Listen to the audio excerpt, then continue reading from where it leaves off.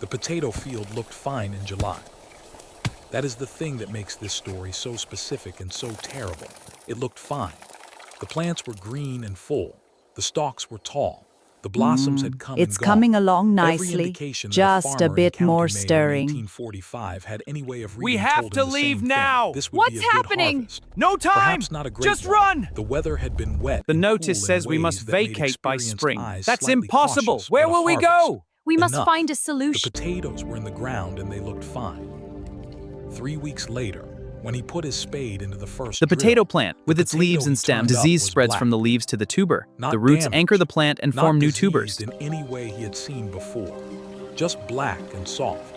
And when he held it, the skin collapsed under his fingers, and the smell that came off, it was the smell of something that had been alive and was now very rapidly not. He dug another drill, then another. By the end of the afternoon, he understood what he was looking at, and what he was looking at was not a damaged crop. What he was looking at was the end of the food. Welcome to Dull Tales. I'm glad you're here tonight, and I want to say something before we begin that I don't always say at the start of an episode. This one is heavy. I am going to be honest with you about that, because you deserve to know what you're settling into. The Irish Famine of 1845 to 1852 killed approximately 1 million people. It caused another million or more to emigrate in conditions that killed a significant number of them on the ships. It reduced the population of Ireland by roughly 20 to 25% in 7 years, and the demographic, cultural, and political consequences of it are still present in the world today. We are going to be in that story tonight. Not on the surface of it, inside it, with the people who lived it, in the specific daily detail of what the famine felt like from the inside. This is not a comfortable episode. It is, I think, a necessary one, because the Irish Famine is one of those events that is known but not felt. It appears in history books as dates and numbers, and the dates and numbers are accurate, and they are also completely insufficient to convey what happened to the people inside them.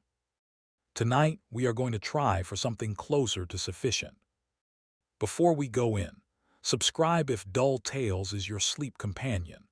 Leave a comment, tell me where you're from, and if you have Irish family, and whether you learned about this as a child or only later. This is one of those histories where the listening location matters in ways that go beyond time zone. Now let's go to Ireland. Let me ask you a few things first. What do you actually know about why the potato blight hit Ireland so much harder than it hit the rest of Europe? The blight was everywhere. The famine was not. Why Ireland? Did the British government do nothing, or did they do something wrong? Because those are very different things, and the answer requires more than one sentence. What did a family in County Mayo eat after the potatoes failed? Not what should they have eaten. What did they actually eat? The specific terrible sequence of it. What was a coffin ship? Not the name, what it actually was, the specific experience of the weeks inside it, from the moment the ship left Cobb Harbor to whatever came next. What happened to the Irish language during the famine? And what is the connection between a blight that killed a vegetable and a language that is still trying to recover in the 21st century? And what did the landlords do? Not the worst ones, not the best ones, the average ones. The ones making normal business decisions in an abnormal situation. The ones who were neither monsters nor heroes and whose decisions killed people anyway. Tonight we find out. Congratulations. You have just woken up in rural County Mayo in the west of Ireland in the summer of 1845. Your name is Brigid. You have a husband, 3 children, a small plot of rented land, and a potato crop that looks fine. It looks completely fine. That is the last good morning. Let me give you the context first, because the Irish famine cannot be understood without understanding what Ireland was before it. And what Ireland was before it was a country in a specific kind of precarious equilibrium that had been building for about a century. Ireland in 1845 had a population of approximately 8 million people. For comparison, England at the same time had about 15 million. Ireland was smaller in area but had achieved a population density that was, by European standards, extremely high. How had Ireland reached 8 million? The potato.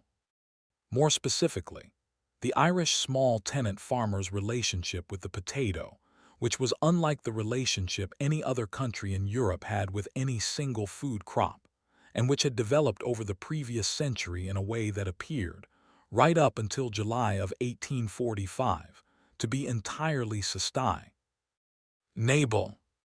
The potato had arrived in Ireland in the 16th century, probably via the Spanish, possibly via Sir Walter Raleigh depending on which origin story you prefer, and it had settled into the Irish agricultural economy with a thoroughness that transformed everything. A single acre of potatoes, properly cultivated, could feed a family of 5 for a year. 1 acre. In a country where land was scarce, expensive, and controlled by a landowning class whose interests were not primarily the welfare of their tenants, the potato's extraordinary caloric yield per acre was not just convenient. It was the difference between existing and not existing. The small tenant farmers of Western Ireland, the most densely populated, the most economically marginal, the most dependent on subsistence agriculture, had by the early 19th century reduced their dietary dependence to something approaching total. They ate potatoes, almost exclusively, almost entirely, 3 times a day for most of the year. This sounds extreme. It was extreme. It was also, given the specific constraints of their situation, rational. The potato provided adequate calories and in its raw or lightly boiled form, a reasonable vitamin content including vitamin C, which meant that the Irish peasant eating 10 pounds of potatoes a day was not, despite the apparent monotony, nutritionally catastrophic. They were not exactly thriving in a European bourgeois sense, but they were surviving. Sometimes they were more than surviving. The population growing from perhaps 4 million to 8 million over a century is evidence that the potato-based subsistence economy was, by the grim arithmetic of demography, working. The danger was concentration. An agricultural economy that has placed all of its food security in one crop has no resilience. If that one crop fails, everything fails simultaneously. There is no backup. There is no alternative crop that can be switched to. There is only the failure. This is what happened. In September 1845, Phytophthora infestans, a water mold, technically not a fungus, though it is often called a fungus, arrived in Ireland from continental Europe, where it had been causing problems since the previous year.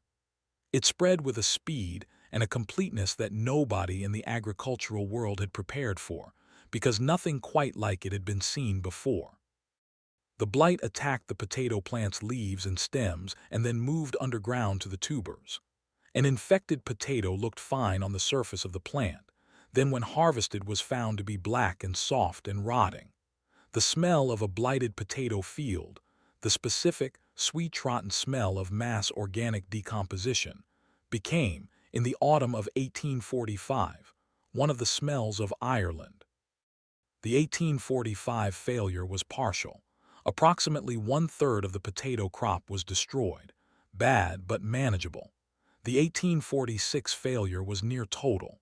The 1847 crop was small because there had not been enough seed potatoes to plant after the previous year's disaster. The 1848 crop failed again. 4 years of crop failures in sequence. No backup, no reserve, 8 million people with nowhere else to go. This is the structure of the catastrophe. Now let me take you inside it. Brigid is 28 years old. She lives with her husband Seamus and their 3 children, Mare, who is 8, Canal, who is 5, and the baby Padraig, who arrived in the spring, and who has no way of knowing that the world he arrived into is a world in the process of ending. Their holding is approximately half an acre, which is below the average for the west of Ireland and puts them among the more marginal holdings in their townland. The half-acre is not owned. It is held in a tenancy from a landlord whose agent, a man named Crowley, manages the estate from the nearest town and whom they see quarterly when the rent comes due. The rent is paid in cash, which means the potatoes are not just food, they are rent money. The potatoes grown on a portion of the holding are sold to pay the rent. The rest are eaten. This is the fundamental economic structure of the Irish small tenant's existence. Grow potatoes, sell some, eat the rest, pay the rent with what you got from selling, repeat. This structure has no margin. When the potatoes fail, the food fails and the rent money fails simultaneously. There is no savings buffer. There is no alternative income stream. There is nothing to fall back on. It is the last week of July, 1845. Brigid is making the breakfast. The breakfast is potatoes, boiled in their skins in the iron pot over the turf fire. The family will eat them with buttermilk if there is buttermilk. The neighbor has a cow, and sometimes there is an arrangement, or with salt if there is not. The children will eat several pounds of potato each. The adults will eat more. This is not the famine yet. This is the normal breakfast of the normal morning of the pre-famine west of Ireland, and by the nutrition standards of the European poor in 1845, it is not terrible. The potatoes are good. There are enough of them. Brigid is watching the fire and thinking about the cow that is not their cow. She and Seamus have been talking for the past year about whether there is any path to getting a cow. A cow would mean milk. Milk would mean butter and cheese. Butter and cheese could be sold or traded or kept for the children. The children are well, they are all three well, but well in the specific way of children who are adequate in nutrition and not more. And Brigid has the mother's specific calibration of her children's health that tracks the distance between adequate and thriving with constant peripheral attention. She would like them to be thriving. She is thinking about the cow when Seamus comes in from the field, with the expression on his face that she will remember for the rest of her life. He has been checking the potato drills. He describes what he found. She thinks at first that it must be limited to those drills, that it must be a small thing, that other drills will be fine. He goes back out. He comes back. It is not a small thing. Let me tell you about the townland. Because Brigid and Seamus and their children did not live in isolation. They lived in a community, a townland, the basic social unit of rural Ireland, a cluster of households sharing a local landscape and the specific social bonds that come from living in close proximity across generations. The townland had approximately 20 households. They knew each other with the particular intimacy of people who have been neighbors for their entire lives, whose parents had been neighbors, whose grandparents had been neighbors. They knew each other's business. They helped each other at critical points, the turf cutting, the potato planting, the harvest. They shared tools. They borrowed from each other. They settled disputes through community mediation rather than formal legal proceedings. They celebrated together and mourned together. The Irish townland of 1845 was a dense, intimate, functional community. When the blight arrived, it arrived in the whole townland at once, not sequentially, not in a way that allowed one household to help another from their own stores. All the potato drills in the townland were affected within the same week. All the households faced the same disaster on the same timetable. There was nothing to borrow. There was nothing to share. This is one of the things that made the Irish famine different from ordinary rural poverty. Rural poverty has the safety net of community in ordinary difficult times. The slightly less desperate help the more desperate, creating a buffer against the worst. The famine removed this. When everyone fails at once, the safety net disappears. The townland gathered on the evening of that July week. The men compared what they had found in their fields. The women stood at the edges and listened. The information was not good, and it got worse as each report came in. Some holdings had more damage than others. The drainage of the land, the specific variety of potato planted, the local weather patterns creating small variations in the spread of the blight, but the range was between bad and very bad. An older man named Padraic, who was considered the most experienced farmer in the townland, said what everyone was thinking.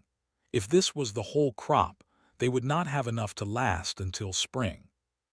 Nobody said what the next thought was. The next thought was, we cannot pay the rent. Let me now tell you about the rent.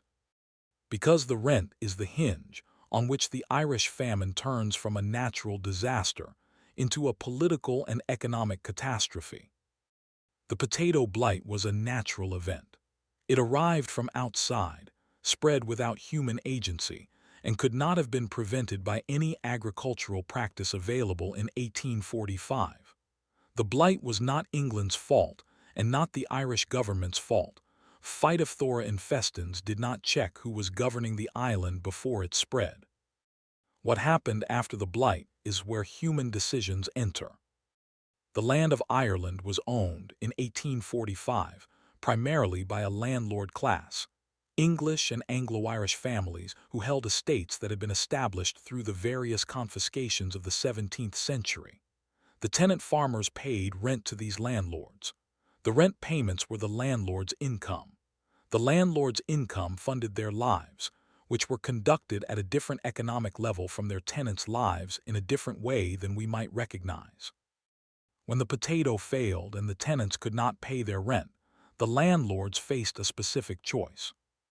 The choice was, absorb the loss, help the tenants, reduce or defer the rents, or evict the non-paying tenants and replace them with other arrangements. Some landlords reduced rents. Some provided food from their own resources. Some organized relief efforts on their estates. These landlords exist in the historical record and they deserve to be named, though we will return to them. Other landlords evicted. The eviction process in famine Ireland was one of the period's defining horrors. A family that had not paid rent because they had no money because they had no potatoes could be legally evicted from their holding. Their house could be demolished, tumbled, in the contemporary phrase, to prevent reoccupation. An eviction during a famine, when there was nowhere to go and no food to eat, was a death sentence. Not immediately, but with a probability so high that the distinction between a death sentence and an eviction notice became practically meaningless. There is a famous phrase from the period, "The famine was the judgment of God on an indolent people." This was said by a senior official of the British Treasury. It is one of the sentences from the famine period that historians keep returning to not because it was unusual, but because it was representative. It captures the ideological framework through which the British government's response was organized. Laissez-faire economics. The market will sort it out. Government interference in the natural workings of the economy would create dependency and distort the proper order of things. The Irish poor must be helped to help themselves, not provided with handouts that would corrupt their character.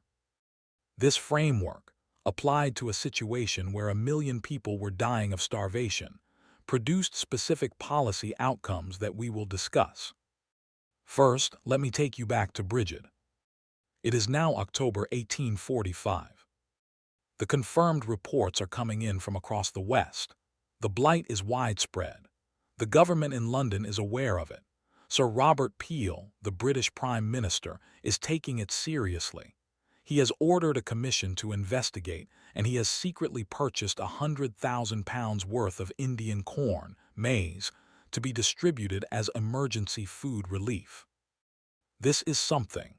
It is not enough, and it is not organized yet, and the corn that has been purchased is not being distributed yet because the government does not want to interfere with the grain market.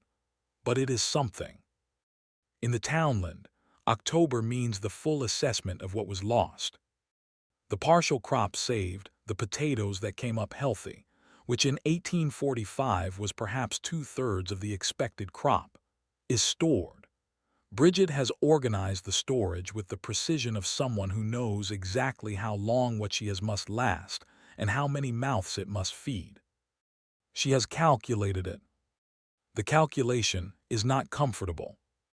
What they have will last until January if they eat less than usual, until March if they eat significantly less, until spring, until the next planting season, which assumes there is seed to plant, which assumes the blight has passed, which nobody yet knows, only if they eat at a level that she knows will affect the children.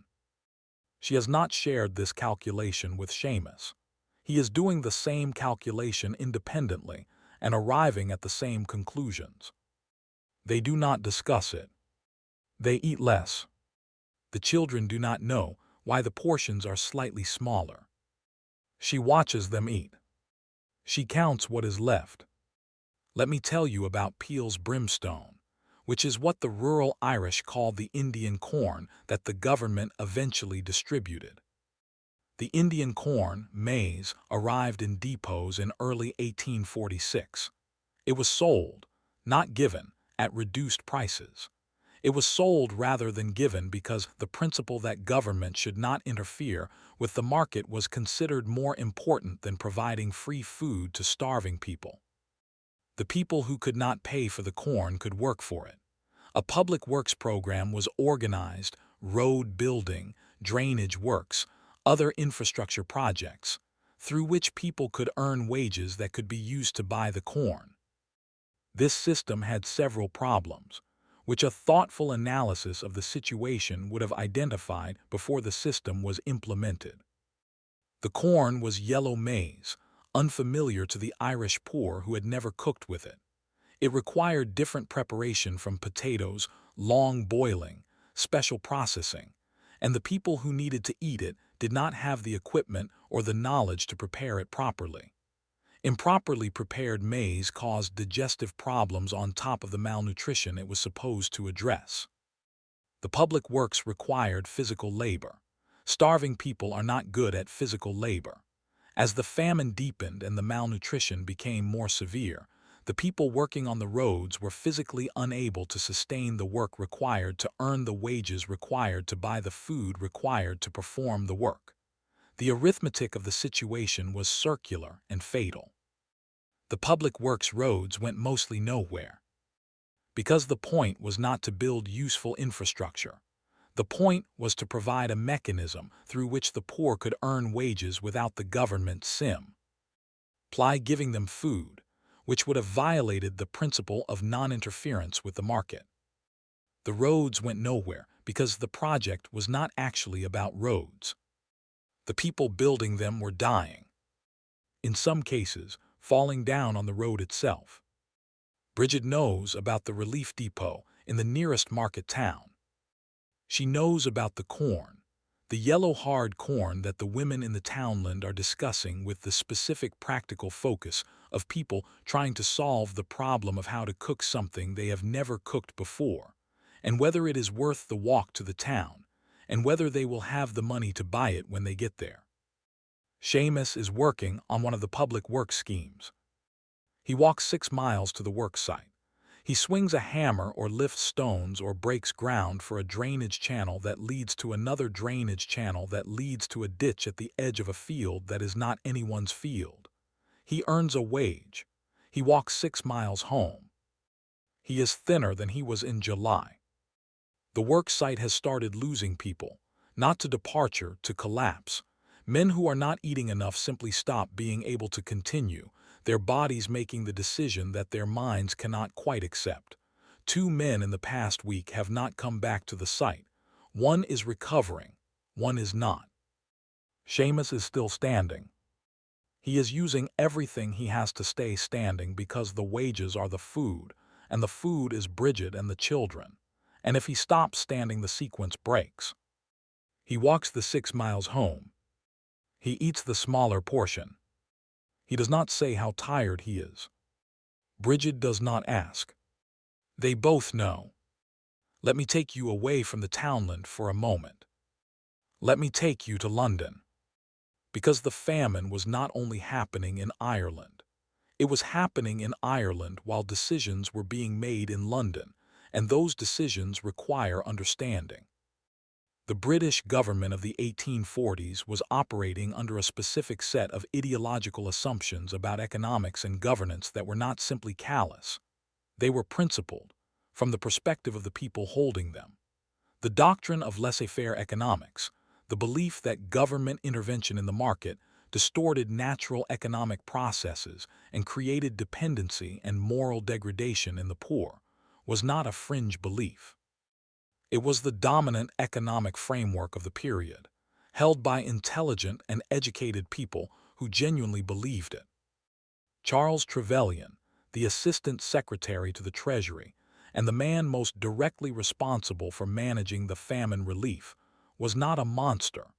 He was a sincere believer in a set of ideas that proved catastrophically wrong in application to this specific situation.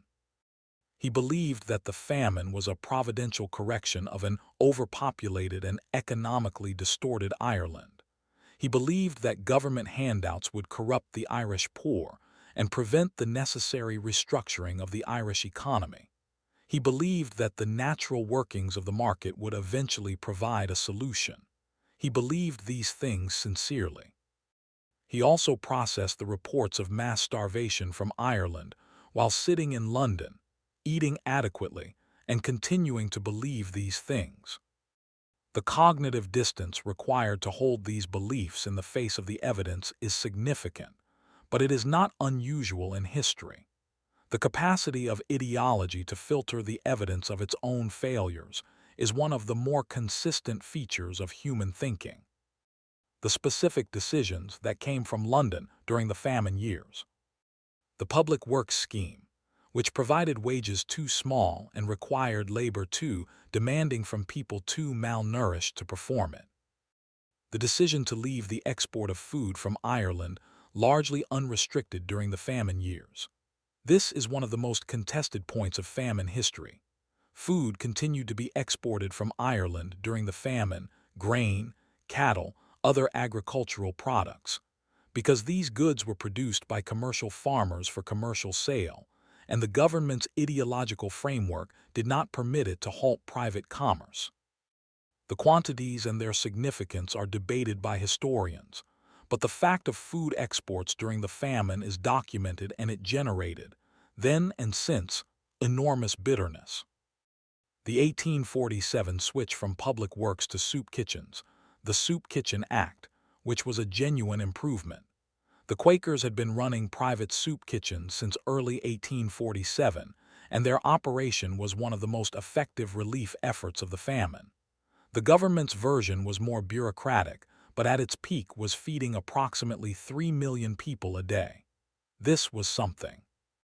Then, in the summer of 1847, the government decided the acute phase was over and reduced the relief. It was not over.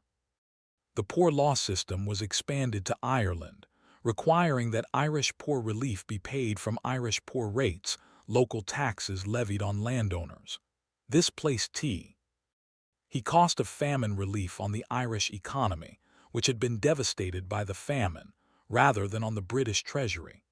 Landlords whose lands included large numbers of destitute tenants faced enormous poor rate bills. Some responded by mass eviction, clearing their estates of poor tenants to reduce their poor rate liability. The clearances. Let me tell you about the clearances. In 1847 and 1848, and into 1849, the large-scale evictions, the clearances of entire estates, became one of the most visible features of the famine landscape. The process worked like this. A landlord whose tenants could not pay rent and whose estate was accumulating poor rate debt made the calculation that eviction was cheaper than continued tenancy. The agent was instructed, the notices were served, and on the appointed day, the bailiff arrived with the constabulary and the tumbling crew. The tumbling crew knocked down the houses. The families were put out with whatever they could carry. The house walls were demolished. The roof was pulled down or burned. The building was rendered uninhabitable so that the family could not return and reoccupy. And then the family was outside, in rural Ireland in the middle of a famine, with nowhere to go. Some went to the workhouse. The workhouses had been built throughout Ireland in the 1840s as part of the poor law system, institutions where the destitute could receive food and shelter in exchange for labor, but only inside the building, only under the degrading conditions specifically designed to deter all but the most desperate. By 1847, the workhouses were overflowing. They were designed for 20 to 30,000 people. They were housing over 100,000. The conditions inside them deteriorated to the point where the workhouse itself became a death sentence for many who entered. Some went to the roads. The roads of famine Ireland became a landscape of the dying. People moving toward towns, toward ports, toward anywhere that might have food in states of extreme malnutrition. The specific appearance of famine victims, the bloated belly of kwashiorkor, the wasted limbs, the yellowed skin, the hair falling out. The specific smell of people starving, which is different from the smell of ordinary poverty. Children sitting by the side of the road because they could not walk further. Adults lying where they fell. The road to Westport, the road to Galway, the road to Cobb. Witnesses at the time, English officials, journalists, relief workers, priests, wrote accounts of what they saw. These accounts are available to read. They are extremely difficult to read. They describe things that the human brain resists processing as real because the scale and the specificity of the suffering exceeds something. The capacity of language to convey mass starvation has limits, and those limits are visible in the famine accounts, the vocabulary straining against what was being witnessed. Let me stay with Brigid. It is now late spring 1847. She is in the townland still. Not all of the townland is still there. 3 households have emigrated. One household, the older couple whose children had all gone to America before the famine, that couple is gone now in a way that nobody speaks directly. The priest has said the prayers. Brigid is thinner than she has ever been in her life. Canal, who was 5 when the blight arrived and is now 7, is the one she watches most. He has had a cough since February. It is not improving. He eats whatever she gives him, and it does not seem to be enough, and his arms have a quality she recognizes from what she has seen of other children in the townland this year. Mare, who is 10, has taken on the responsibilities of the household in a way that Brigid does not quite know how to feel about, because it is necessary, and because her daughter should not be necessary in this way at 10 years old. Padraig the baby is 2 now. He is small for 2. He is alive. Seamus is no longer on the public works. The public works ended in the spring, and the soup kitchen scheme has started, which means a trip to the distribution point every day and a walk of several miles and a bowl of soup. The soup is thin. It is better than nothing. The distance between better than nothing and adequate is a distance that Brigid is navigating daily. She is not thinking about the political situation. She is not thinking about Trevelyan in London or the poor rates or the landlord's calculations. She is thinking about Canal's cough and whether the soup today will have more substance than yesterday's soup, and whether the potatoes they planted, the small amount of seed they managed to keep, will be blighted again this year. She is thinking about the children. She is counting everything. She is making the decisions that the situation requires with the specific, exhausted, total attention of a mother in a crisis who cannot afford to stop. She is not a Simbo. She is not a historical figure.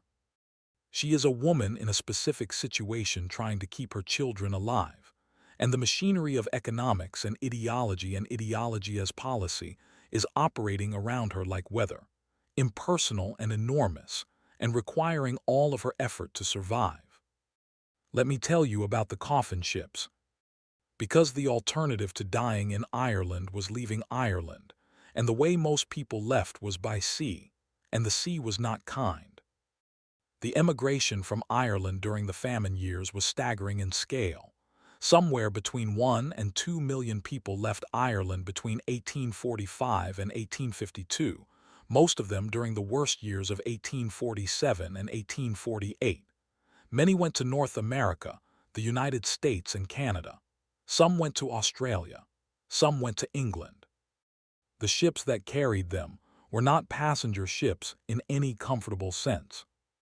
They were cargo ships, vessels designed to carry timber or grain, quickly and cheaply converted to carry human cargo by building basic berth structures in the holds. The berths were wooden shelves, a few feet wide, on which the immigrants slept in whatever space was available. Ventilation was minimal. Sanitation was almost non-existent. The rations provided varied by ship and by contract, but were generally inadequate and often worse than promised. The crossing from Cobb or Liverpool to Quebec or New York took, depending on winds, between 4 and 12 weeks. In those weeks, in the dark and the rolling hold, among hundreds of people, many of whom were already malnourished and sick when they boarded, disease spread. Typhus above all. Typhus is a bacterial infection transmitted by body lice, and it thrives in exactly the conditions of the famine ships: crowded, unwashed, malnourished people in an enclosed space.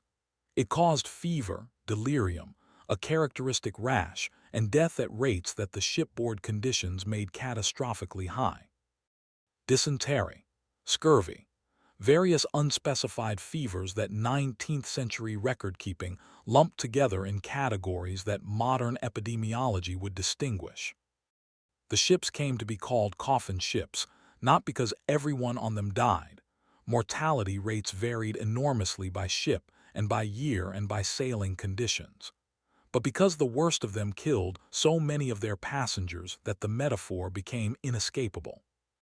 Grosse Isle, the quarantine island in the St. Lawrence River where ships bound for Quebec were inspected, became in 1847 a mass mortality site. Ships arrived with hundreds of sick passengers. The quarantine facilities were overwhelmed. People died waiting to be assessed. People died in the sheds built to hold the sick. The meadows of Grosse Isle became a graveyard. The records from Grosse Isle in 1847 are some of the most harrowing documents of the famine period. The ship's manifests listing passengers who had boarded in Ireland versus the names processed at Quebec. The gap between the two numbers representing the people who died in the hold or on the quarantine island. Some ships lost 40 or 50% of their passengers. Some ships lost more. There was a family in the townland who made the decision to go. Their name was Flanagan, Liam and Nora and their 4 children. They had a cousin in Boston, not a wealthy cousin, not someone with resources, but someone who had got there in the years before the famine and who had written back that there was work and that you could eat. The decision to go was not simple. The passage money, the cost of the fares, required selling everything. Everything. The pig, the one surviving cow that Nora's family had managed to retain through the famine, the tools, the furniture, such as it was. The accumulated small material possessions of a family's life turned into the passage money for 5 people from Cobb to Quebec. They left in April 1847. Brigid watched them go. Not on the day of departure. She did not go to Cobb for the departure. She watched them leave the townland on the cart that Liam had hired with the last of the passage money after selling the cow. Nora caught her eye before the cart turned the corner. They did not say anything. The women of this townland had grown up together. Their mothers had grown up together. They had delivered each other's babies. They had sat with each other in illness and grief. They had argued about things and forgiven each other and argued again in the way of people who will be neighbors their entire lives. Nora's family went around the corner and disappeared. Brigid did not know if she would ever see them again. She did not know if she would survive to find out. She went back inside. She checked on Canal. Let me tell you about the harvest of 1847. The 1847 harvest was, in terms of the blight, largely a success. The weather was different and the blight was less severe. Most of what was planted came up healthy. But here is the problem. There was very little planted. After 2 years of blight, the supple Why of seed potatoes had been devastated. Families had eaten their seed potatoes to survive.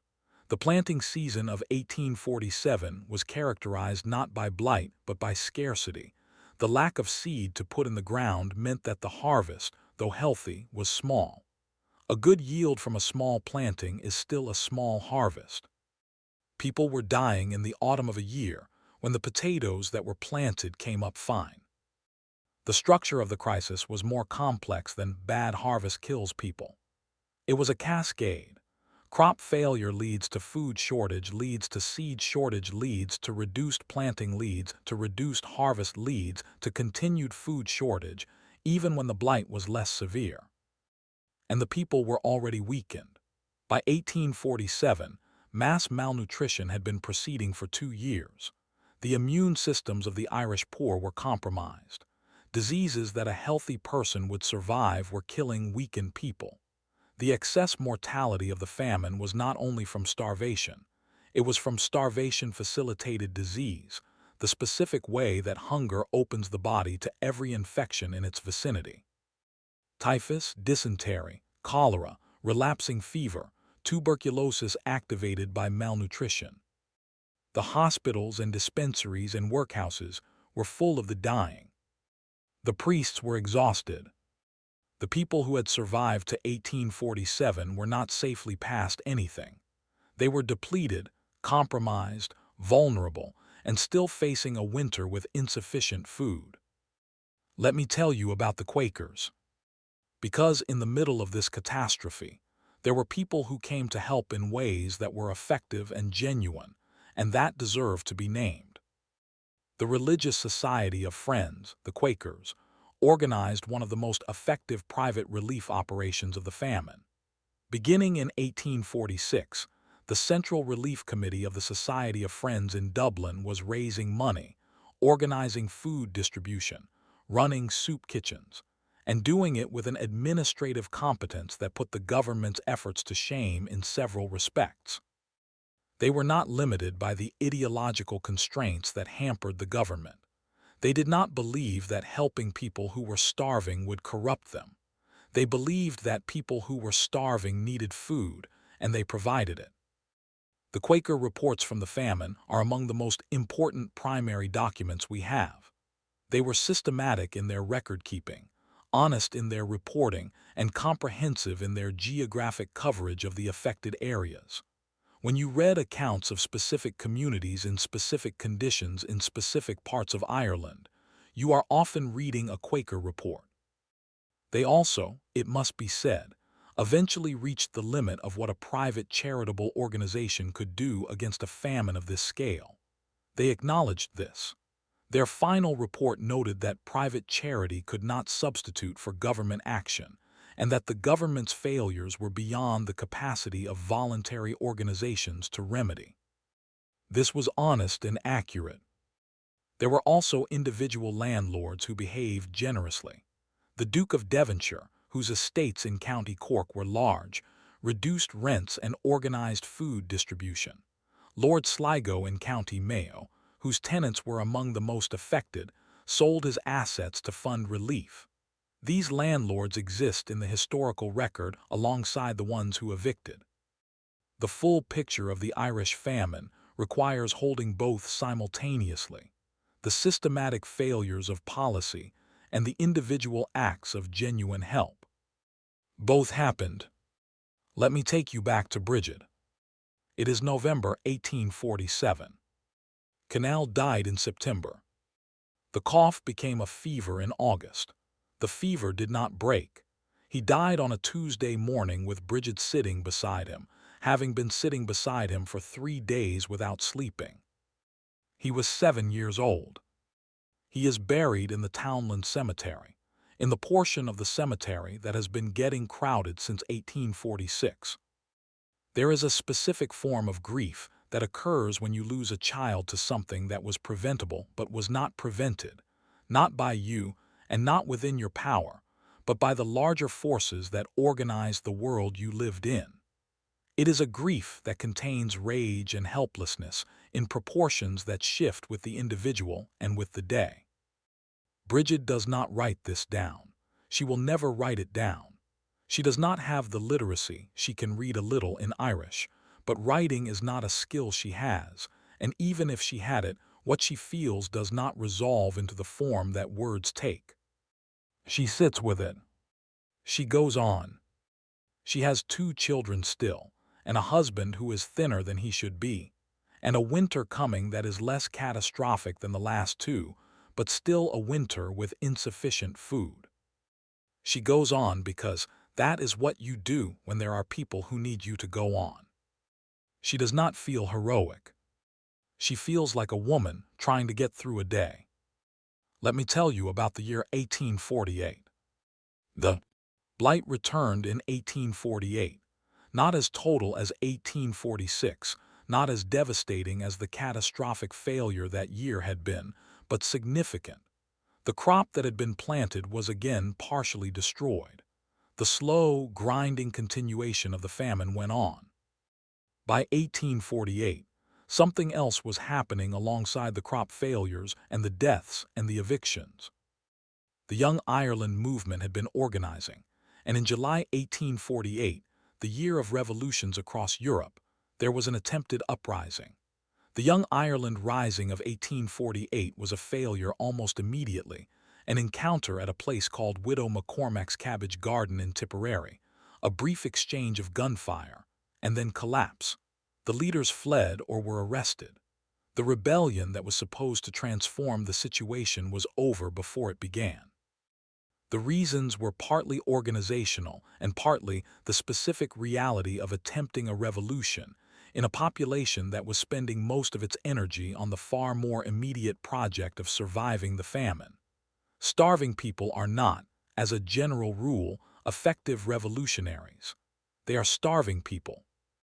The failure of the 1848 Rising is sometimes presented as a footnote to the famine, but it is also a document about the relationship between political aspiration and material condition, about the specific impossibility of political transformation when the physical basis of life is being destroyed.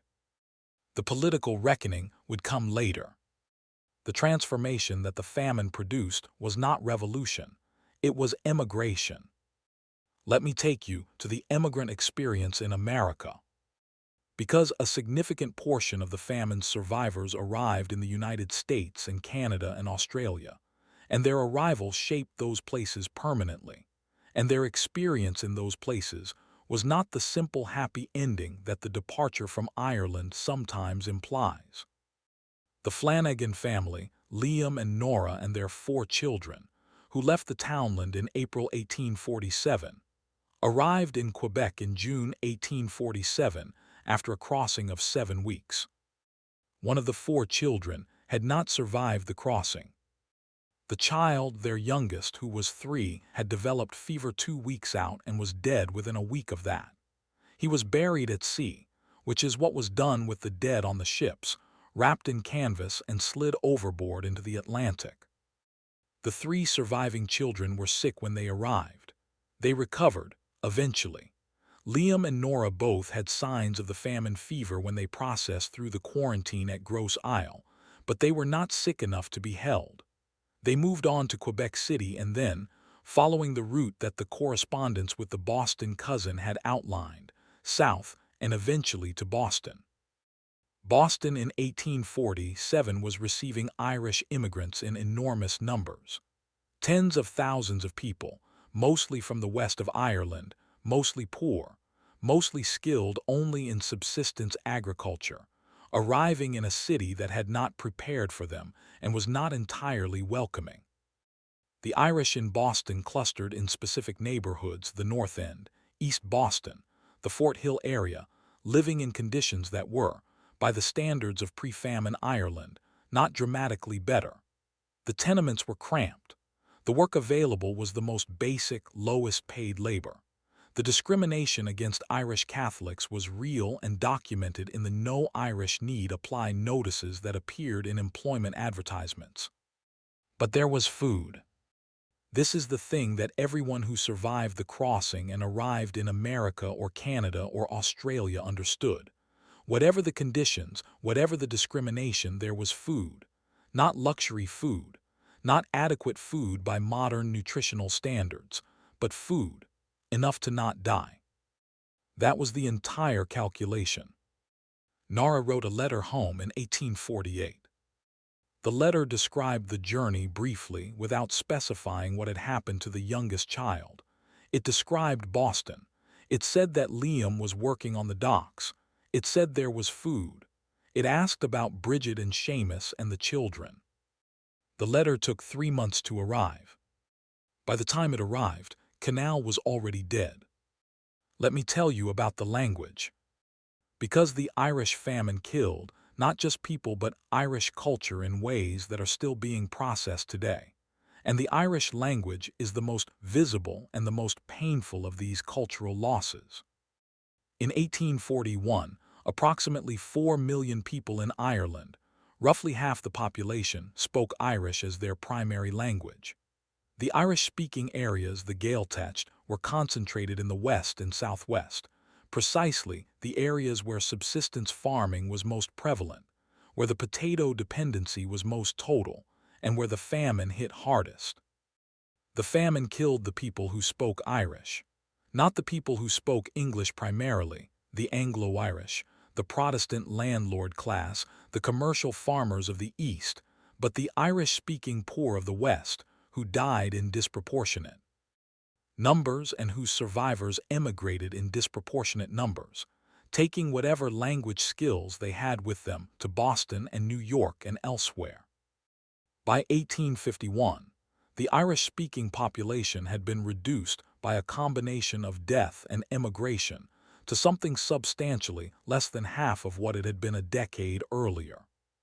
The language has never recovered. By the late 19th century, English was dominant across most of Ireland.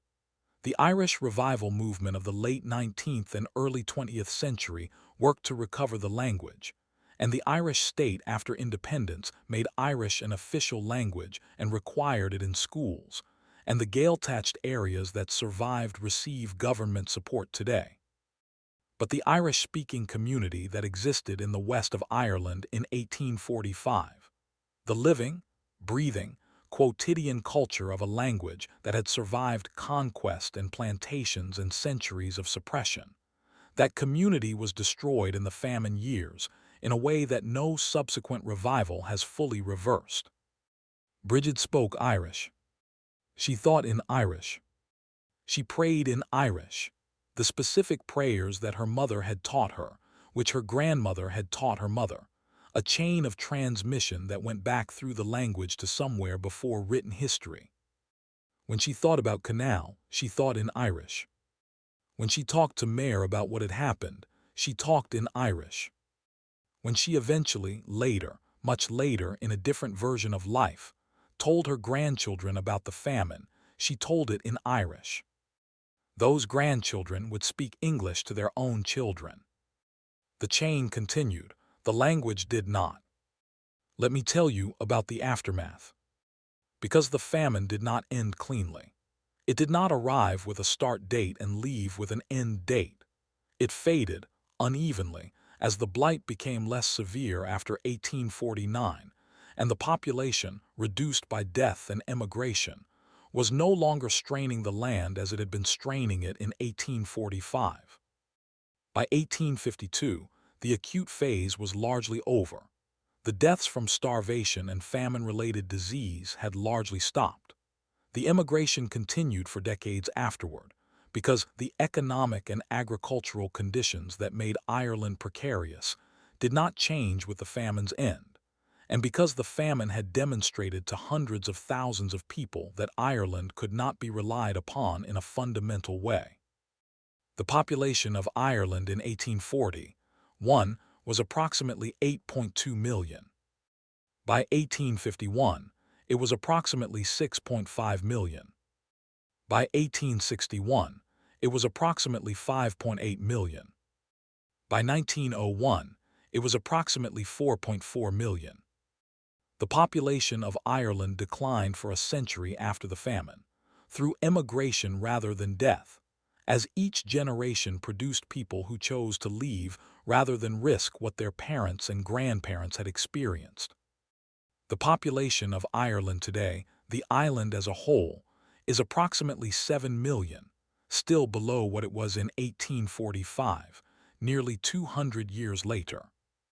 No other country in Europe experienced this demographic trajectory.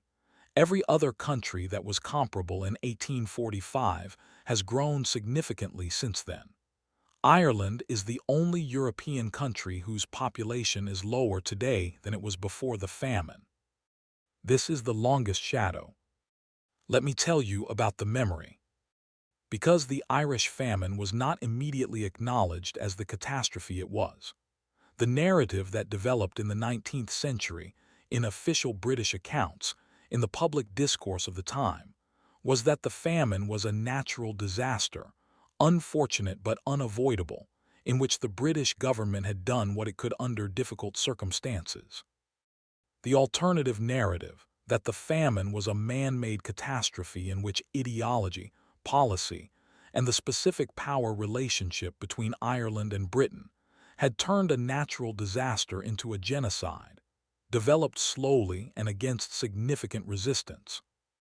The word genocide is contested in famine historiography. The contest is real. Genocide requires intent, the deliberate plan to destroy a group, and the evidence for deliberate intent to exterminate the Irish population is not strong. What the evidence does show is deliberate indifference. The choice, made repeatedly at the policy level, to allow people to die rather than violate the principles of laissez-faire economics. Whether deliberate indifference to mass death constitutes genocide is a question that historians and lawyers and descendants continue to debate. What is not debated? Approximately 1 million people died. Approximately 1 to 2 million emigrated under conditions that killed a significant number of them.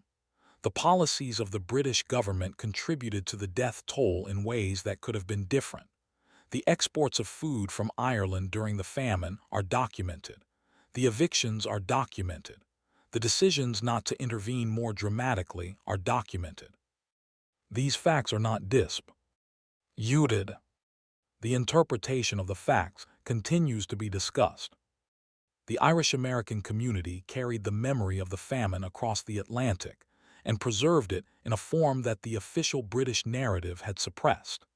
The specific Irish-American political engagement with Ireland, the support for Irish independence movements, the donations to various organizations, the fierce maintenance of Irish identity across generations, is partly the legacy of the famine memory preserved in immigrant families. When John F. Kennedy went to Ireland as President of the United States in 1963, he made a specific point of acknowledging the famine. He was the grandson of Irish immigrants. The acknowledgement was personal and political simultaneously. The famine is still alive in the Irish diaspora. Let me now come back to Brigid. It is 1852. She is 35 years old. She has survived. Seamus has survived. Mare, who is 15 now, has survived. She is old enough to remember everything, and she does remember everything, and the specific way she remembers it, the quiet guardedness, the hyper-attention to food, the almost pathological need to know there is enough for everyone will be with her for the rest of her life. Padraig is 7. He has no memory of the famine years because he was too young.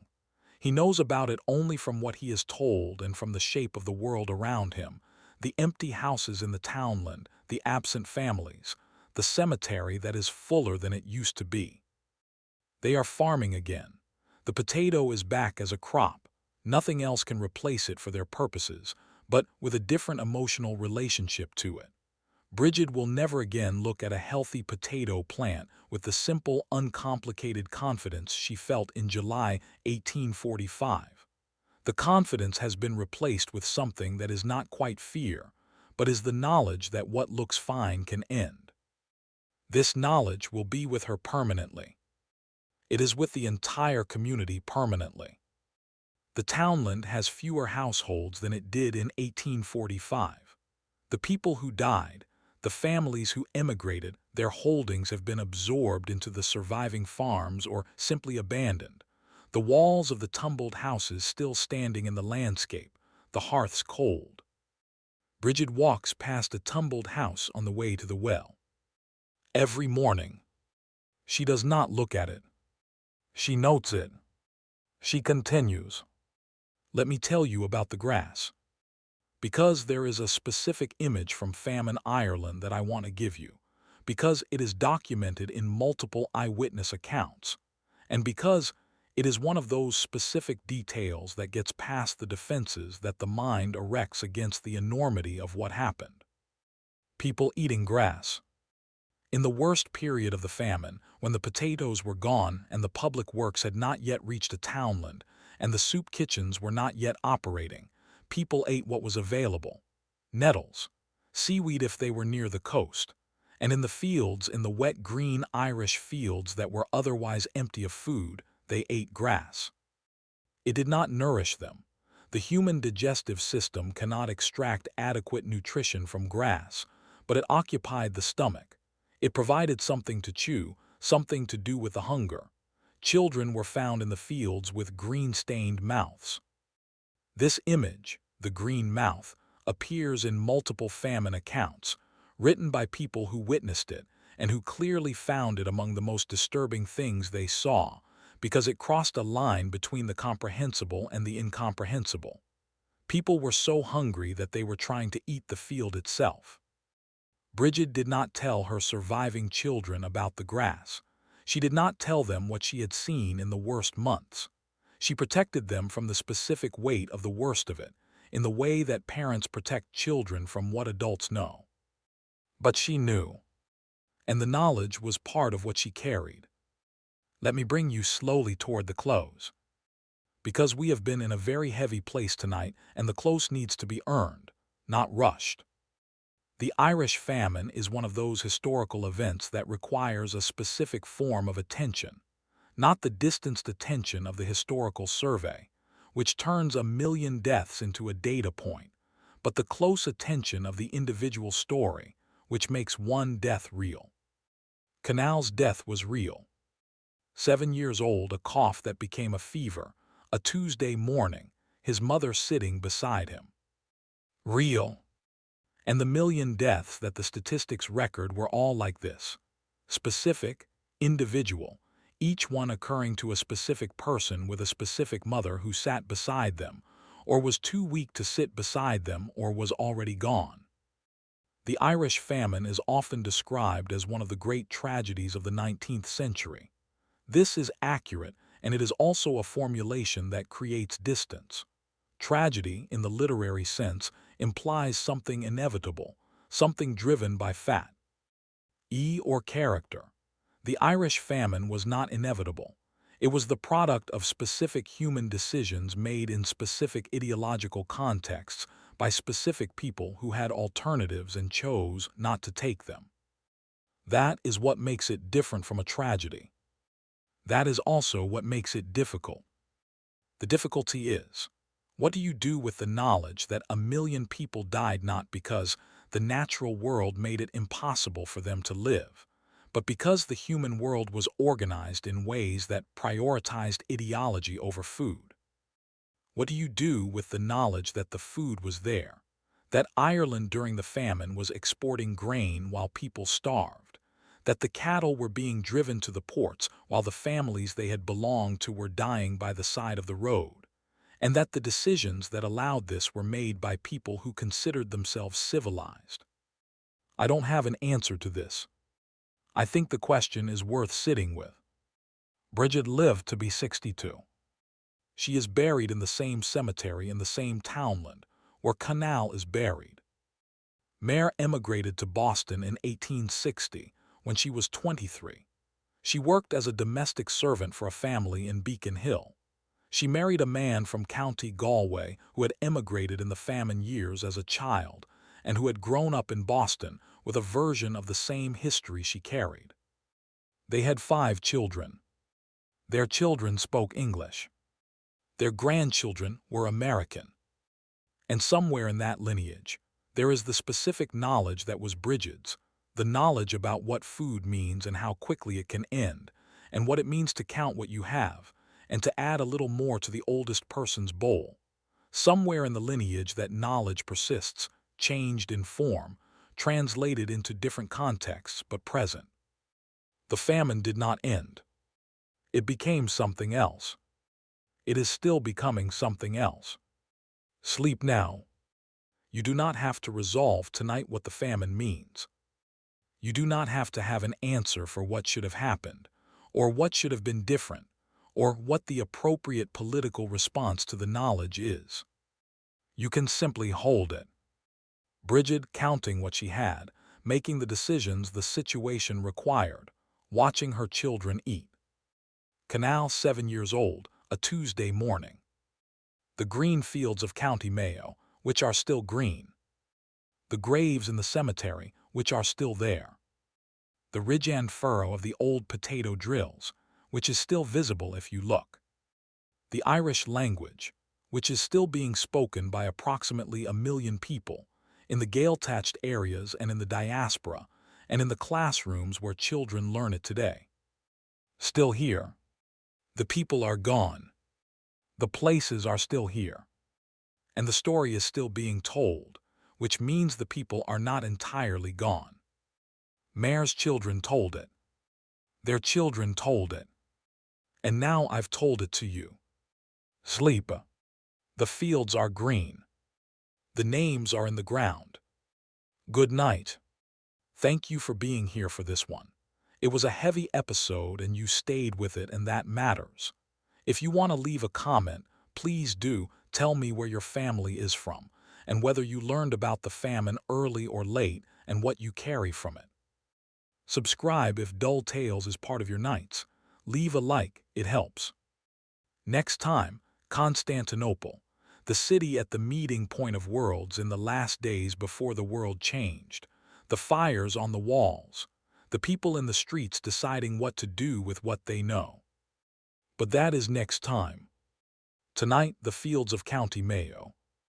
The green-stained mouths. The names in the ground. The people who are still counting, somewhere in memory, what they have. Good night. Let me give you more of the world inside the famine. Not more suffering, we have enough suffering, but more people, more of the texture of the communities that were affected. Let me take you to the priest. Father Malachi is 44 years old. He has been the priest of this parish since 1836, and in the 9 years before the famine he built up a reasonable understanding of his people, their households, their dynamics, their specific situations. He knew who was struggling before the famine. He knew who had the cattle and who had none.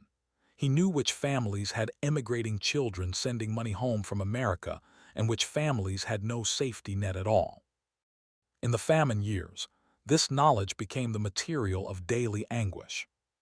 He performed last rites at a rate that his training had not prepared him for. In a normal year, the parish might have 40 or 50 deaths. In 1847, the year of his private records that survived, he administered last rites more than 300 times. Not all of these were to parishioners he knew well. Some were to travelers, people passing through in various states of collapse who reached the parish boundary and could go no further, and for whom the last thing available was a priest and a prayer. He did not always reach them in time. He walked miles in all weather because there were no horses to spare, and the distances between dying people were sometimes significant. He was not a political figure in any formal sense. He was a parish priest in County Mayo, trained in theology and the sacraments and the pastoral care of a community that was now, in the famine years, dying around him in quantities that exceeded his capacity to respond. He wrote a letter to his bishop in 1847 that is preserved in the diocesan archives. The letter describes in formal church Latin the conditions of the parish, the death rate, the condition of the sick, the state of the townlands. The letter then lapses briefly out of formal Latin and into English for one paragraph, And in that paragraph, Father Malachi describes visiting a family in which the parents were both dead and 3 children were alive in the house with the bodies, because they had nowhere to go and no one had come for them. He ends the paragraph and returns to Latin. The return to Latin is itself a document. Let me tell you about the workhouse. The workhouse at the nearest market town from Brigid's townland was built to accommodate 500 people. By the winter of 1847, it held over 2,000. The building was designed to be uncomfortable by intention. The poor law theory held that if the workhouse was too comfortable, people who could manage outside it would enter voluntarily, creating dependency and draining the poor rates. Therefore, the workhouse was specifically designed to be less attractive than any alternative. This logic had been developed in the context of normal poverty in normal times. It was applied unchanged in the context of mass starvation in extraordinary times. The result was that the worst conditions inside the workhouse were, for many people, better than the worst conditions outside it, and the workhouse filled far beyond its capacity. The overflow created fever sheds, temporary structures built in the workhouse grounds to hold the sick. The fever sheds were poorly built and inadequately heated, and significantly more lethal than the main workhouse building. People died in the fever sheds at rates that the workhouse administration documented in the registers that are now in the National Archives of Ireland. You can look at those registers. The names, the dates, the age, sometimes an occupation or a townland. Page after page of names. The registers are available to researchers and are increasingly digitized and accessible online, which means that the specific descendants of specific famine victims can sometimes find their ancestors' names in the workhouse death registers. This is a form of remembering that the technology has made possible. It is inadequate and it is better than nothing. Let me give you a different kind of story. Let me take you to a landlord who behaved well. Not because the story of the famine requires balance in the sense of giving equal time to the good and the bad. The bad was predominant and the good was not sufficient, but because the specific choices of individuals in impossible situations are worth examining, and the landlords who chose differently than the majority chose differently in ways that cost them. Lord Sligo, How Peter Brown, the second Marquess of Sligo, owned a large estate in County Mayo. His estate included thousands of tenant farmers in one of the areas worst affected by the famine. When the famine arrived, Lord Sligo reduced rents. He spent his own money on food for his tenants. He organized relief works on his estate. He sold properties he owned elsewhere to generate funds for famine relief in Mayo. He was, by any assessment, genuinely trying to help. He was also insufficient. The scale of the need exceeded what any individual landlord, however generous, could address. He helped the people on his estate while people on neighboring estates were dying or being evicted. The scope of his generosity was real, and its adequacy was limited. He wrote letters to his friends and his political connections arguing for more substantial government intervention. Some of these letters survive. He died in 1845, before the worst of the famine, which means his estate subsequently was managed by others whose behavior was less consistent with his intentions.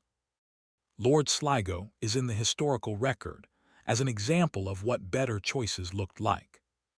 He is not the dominant pattern, but he is there. Let me now give you the eviction in full detail, because I described it earlier in general terms, and I want you to have the specific. The eviction process in famine Ireland began with the non-payment of rent.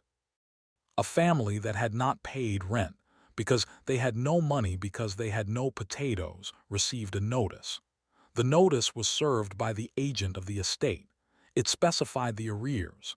It specified the date by which payment must be made or the tenancy would be terminated. The family could not make the payment. On the appointed day, the bailiff arrived. He was typically accompanied by members of the constabulary, the police, who were there to maintain order. He was also accompanied by the tumbling crew.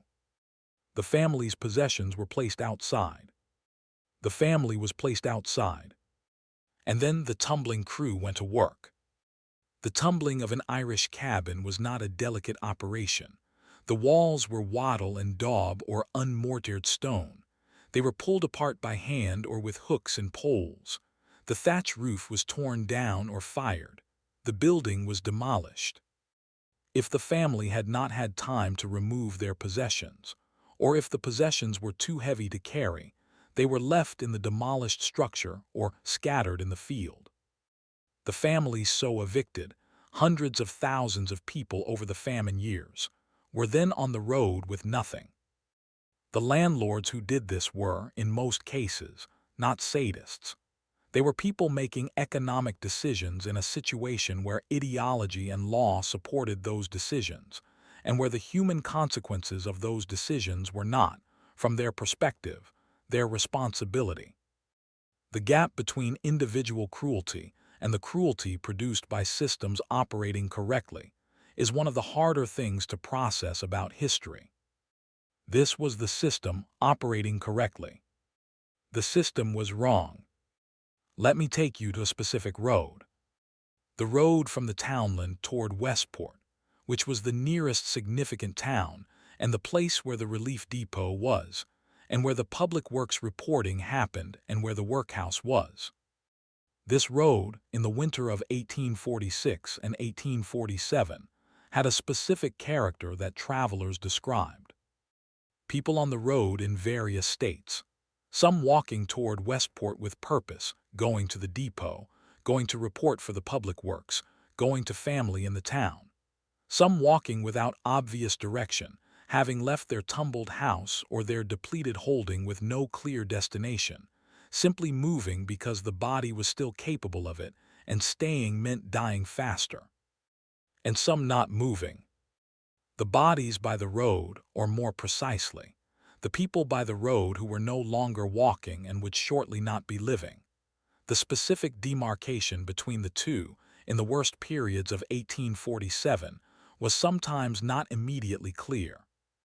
There were accounts of people stepping over or around such figures without stopping. Not because these were heartless people, because stopping was itself a risk, in a situation where your own resources were so depleted that expending any of them on someone who could not be saved was a calculation you could not afford to make. The compassion that the situation required exceeded the capacity of the people trying to survive it.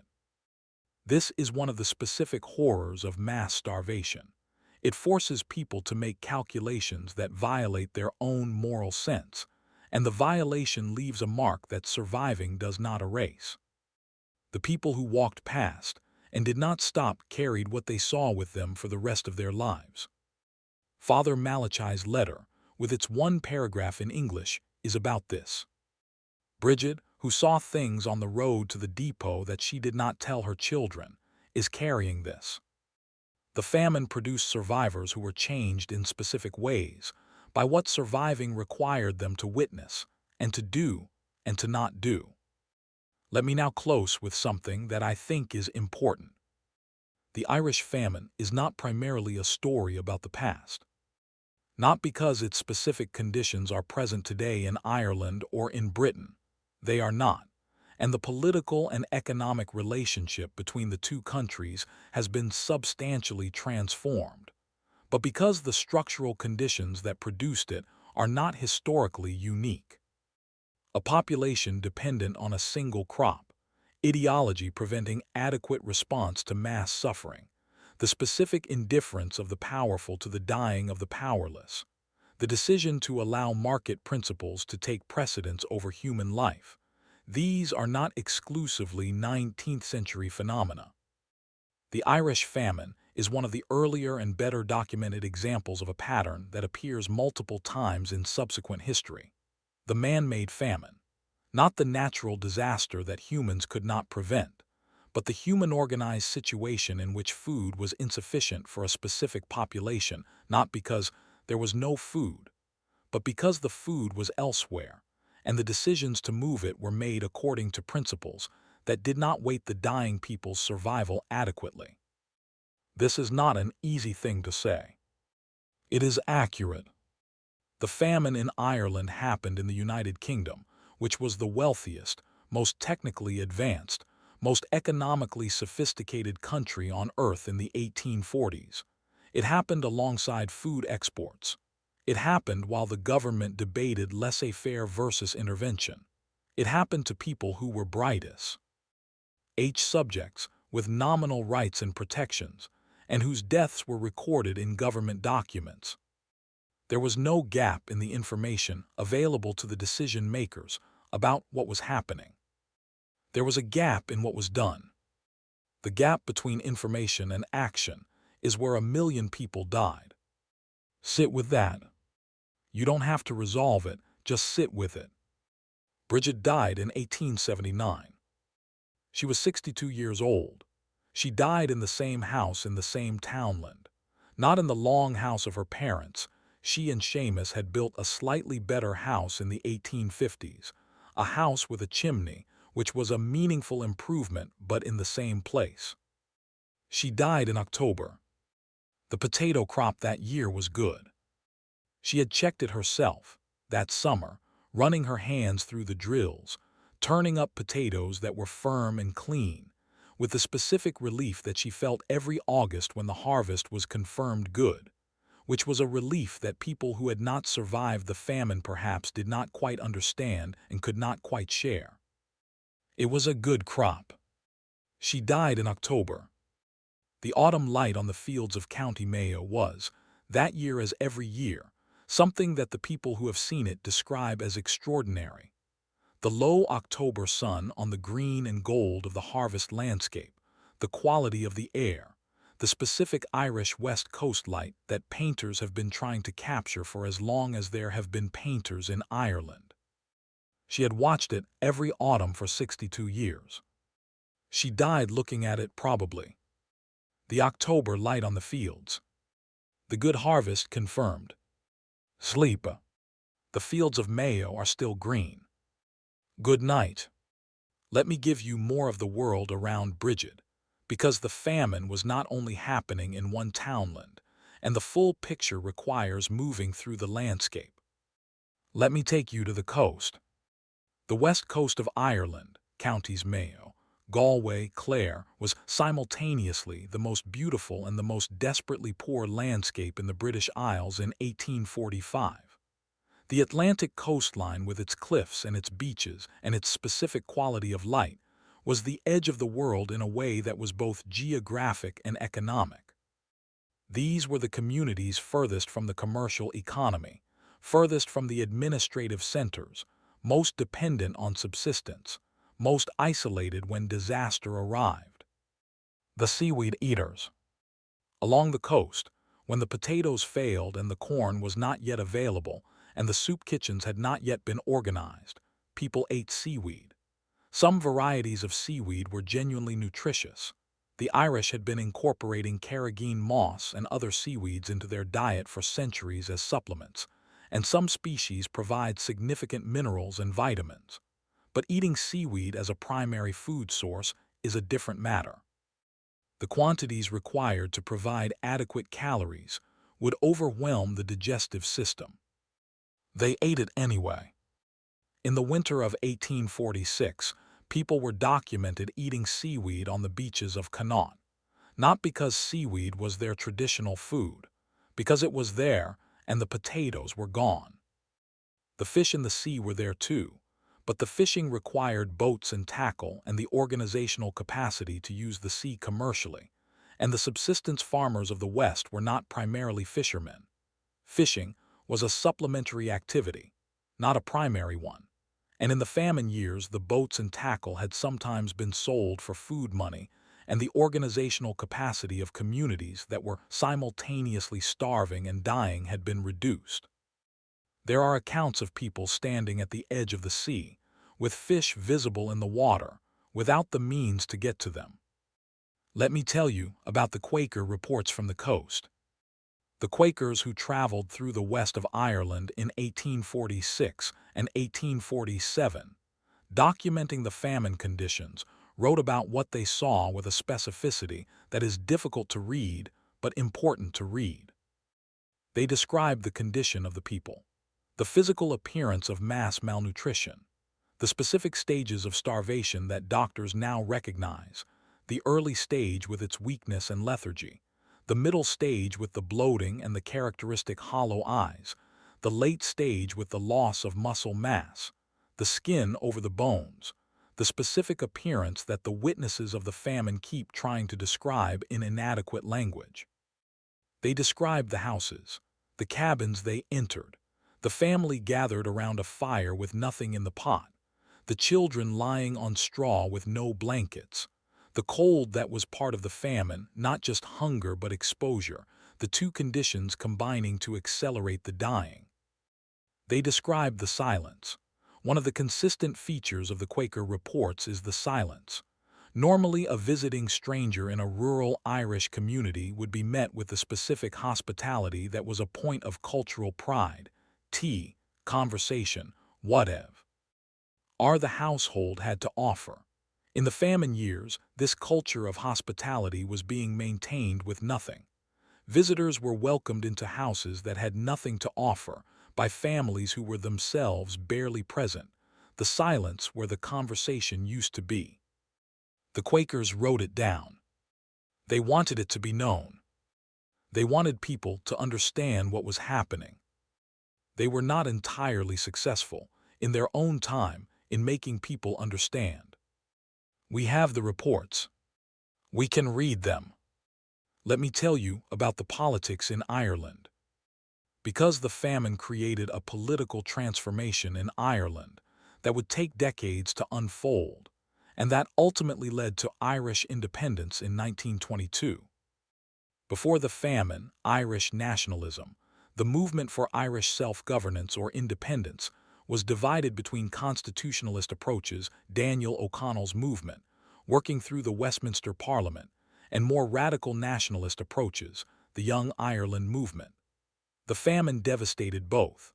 O'Connell died in 1847, sick and weakened, his constitutionalist approach discredited by the British government's response to the famine. The Young Ireland Rising of 1848 failed immediately. The political consequence of the famine was not immediate revolution. It was the solidification of an interpretation that Ireland could not trust British governance to protect Irish lives, that the union with Britain was not a partnership but a subordination, and that Irish interests would not be adequately represented within the Westminster system. This interpretation, absorbed by the immigrant communities in America and Australia, became the foundation of Irish-American nationalism. The Fenian Brotherhood, the Irish Republican Brotherhood, the American fundraising for Irish independence. These movements were built substantially by people who had lived through the famine or whose parents had. The famine radicalized Irish nationalism, not through a dramatic political transformation, but through the slow accumulation of a specific knowledge, that when it mattered most, British policy had chosen ideology over Irish lives. This knowledge traveled in the ships with the immigrants. It settled in Boston and New York, and Chicago and Melbourne. It waited. 65 years after the famine, in 1916, it produced the Easter Rising. 7 years after that, the Irish Free State. The famine is not the only cause of Irish independence. It is one of the necessary conditions. Let me take you to an emigrant neighborhood. 5 Points in Manhattan, in the 1840s and 1850s, was one of the most densely populated and economically desperate neighborhoods in the history of American cities. It was also primarily Irish.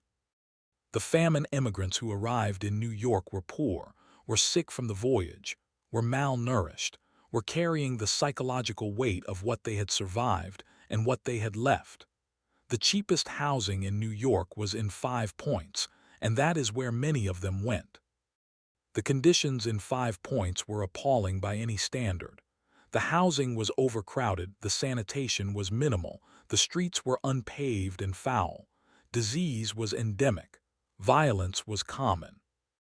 The Irish who arrived in 5 Points were coming from conditions they already understood: rural poverty, inadequate housing, sanitation that was also minimal. But they were arriving into a city context rather than a rural one, into wage labor rather than subsistence farming, into a society that regarded them with specific contempt.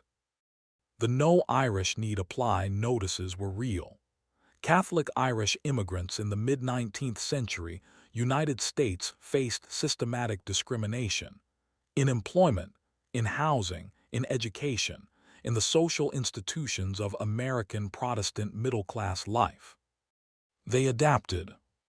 The specific adaptations of the Irish-American immigrant community, the political machines like Tammany Hall, the concentration in police and fire departments and public works, the Catholic institutional network of schools and hospitals and charities, the specific Irish-American urban culture that developed in the decades after the famine.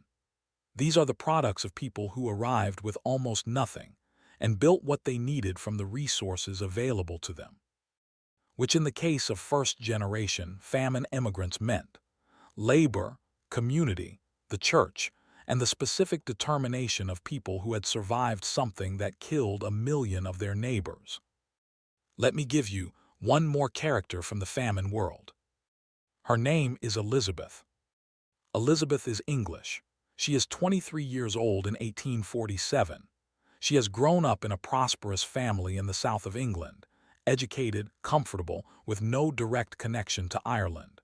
She has heard about the famine in the newspapers, and she has formed opinions about it based on the newspapers, which are the opinions that many educated English people formed, that the situation was unfortunate, but that the Irish poor had made themselves dependent on a single crop and must now face the consequences, and that government interference with the market would only create more dependency. These are the opinions of her class and her education. She changes them. She changes them because she reads the Quaker reports when they are published. She reads them carefully, in the way that people read things that challenge what they already believe when they are constitutionally honest enough to let the challenge work. The reports describe what she has been reasoning about in abstractions. The abstractions resolve into specific children with green-stained mouths lying by the side of roads. She does not go to Ireland. She does not do anything dramatic. She gives money to the Quaker Relief Fund. She writes letters to her member of parliament arguing for more substantial government intervention. Her letters are politely received and have no effect. But she changes her opinions. And she raises her children with those changed opinions. And her grandchildren grow up in a slightly different tradition of how to think about Ireland and about the famine than they would have if she had not read the reports. This is how social understanding changes, not primarily through dramatic moments, through the slow accumulation of individuals who read something and let it change what they think. Elizabeth is not famous. She exists in my imagination as a composite of people who are documented in various ways: the signatures on petitions, the letters in parliamentary records, the donations in Quaker fund accounts. She represents the people who were paying attention. There were some. Not enough, but some. Let me give you the sound. Because I have been describing the famine visually. The black potatoes, the tumbled houses, the road, and the famine had sounds. The keening. The Irish tradition of keening, keen in Irish, was the vocal expression of grief, performed primarily by women at the death of a community member. It was a specific musical form, a rising and falling lament, wordless or improvised, expressing the grief of the community through the voice of the mourner. In normal times, keening was a communal event. The death of a person was mourned by the community, the keening performed by the women most closely connected to the deceased, witnessed by the neighbors who gathered. In the famine years, when people were dying in quantities that exceeded the community's capacity to properly mourn each one, the keening continued at a reduced, overwhelmed version of itself. Some deaths received the full traditional mourning. Others received a brief prayer and whatever was available. Others received nothing formal because the family was not capable of it, or the neighbors were not present, or everyone was too far gone to observe the traditional forms. The sound of the famine, in the accounts of those who heard it, included the keening, and the specific horror, in some accounts, of the keening stopping. When communities were so reduced and so depleted that the traditional mourning could not be organized, the silence where the keening should have been was itself a form of loss. The inability to properly mourn is its own damage. Communities that survived the famine carried this specific wound. The deaths that had not been properly mourned, the grief that had not been properly organized, the traditional forms that had been overrun by the scale of the dying. Some of this unprocessed grief is still present in the cultural memory. Let me now truly close. I said at the beginning that this episode was heavy. It was. You stayed with it, and that matters. What I want to leave you with is not the weight of it. You will carry what you carry, but the specific quality of the people inside it. Brigid counting her stores, making the decisions the situation required. Seamus walking 12 miles to do work that kept his family fed, every day for months, not saying how tired he was. Mare at 8, understanding more than children should have to understand, carrying on. Father Malachi, walking through the rain to say last rites for someone he had not known, lapsing briefly out of Latin because the Latin was not adequate. The Quakers, who came and documented and distributed and did what they could. Lord Sligo, who sold his properties to generate relief funds and was not sufficient but was something. Nora Flanagan, looking back as the cart turned the corner, not saying anything. Elizabeth in England, reading the reports and changing her mind. These were human beings. Not symbols, not historical forces. Human beings in specific situations making specific decisions under specific pressures, some of which were available to them and some of which were not. The famine is the story of human beings encountering the limits of what human systems can contain and what human beings can do when those systems fail them. It is also in the specific details of the specific people, the story of what human beings do anyway. They keep going, they carry what they can, they remember, they tell it to their children, they write it down, they build something on the other side of it. The famine produced, eventually, the Irish diaspora. And the Irish diaspora produced things that would not otherwise exist, the specific culture of Irish America, the music and the politics and the literature, and the specific way that exile carries and transforms the home it left. This is not a consolation. It is a fact. Both can be true. Sleep now. The fields of Mayo are green. The names are in the ground. The story is still being told. Good night. Let me give you the full year of 1847, because it was the worst year, and it deserves the full accounting. January 1847 began with the public works scheme still operating but already failing. The men on the road building schemes were visibly weakening. The reports coming into the government from its own officials, the Board of Works engineers, the inspecting officers, the local constabulary, were consistent and alarming. People were dying on the works. People were collapsing on the way to the works. People were arriving at the works in states of malnutrition so severe that they could not perform the labor required to earn the wage required to buy the food. The reports were received in London. The policy continued for another month. In February, the government announced the switch from public works to soup kitchens. This was an improvement. It was also too late for some and would be too late for others. But it was an acknowledgement that the public works were not working and that direct food provision was necessary. The soup kitchens began operation in the spring. By the summer of 1847, approximately 3 million people, roughly 40% of the entire Irish population, were receiving soup daily from government-organized kitchens. This is an extraordinary number. It represents the scale of the desperation. It also represents a genuine government response that was, in the soup kitchen months, reasonably effective. Brigid walked to the distribution point 3 times a week. The soup was thin, oatmeal and water, sometimes with something added, but it was available and it was more than they had been getting. She carried it home in a container and divided it among the household. The children were not thriving, but they were eating. August 1847 brought the partial harvest. The potatoes that had been planted were mostly healthy.